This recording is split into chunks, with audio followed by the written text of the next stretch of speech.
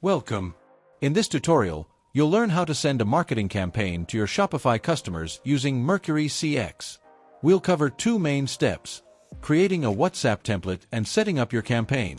Navigate to WhatsApp under Template section, then click Create Template. If you have multiple WhatsApp accounts connected, you'll be prompted to select the account that should be used to send out WhatsApp messages. Now, fill in your basic details, like template name, language, and category. Add a title for your template. In the body of the message, craft your message and make it personal using dynamic variables like customer name. Now, map each variable to its actual data field.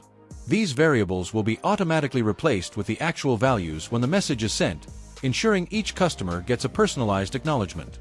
Add a button called Explore Them Now that takes customers straight to your new arrivals page, in this case. Preview your message and click Create Template. Once your WhatsApp template gets approved by Meta, go to Marketing section and click on Create Campaign. Choose your target segment from saved lists. Select WhatsApp as the communication channel.